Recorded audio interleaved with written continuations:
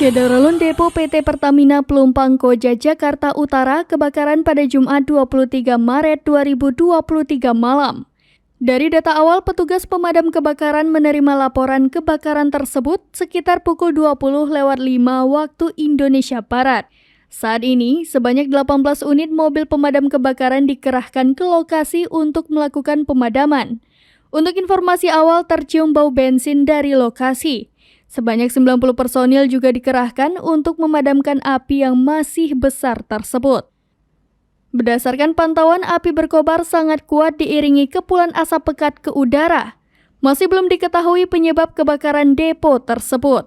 2 rumah warga juga ikut terbakar, di mana kebakaran ini sempat membuat panik warga di sekitar depo Pertamina Pelumpang. Polres Metro Jakarta Utara menurunkan petugas ke lokasi dan mengevakuasi warga yang lokasinya berdekatan dengan lokasi kebakaran.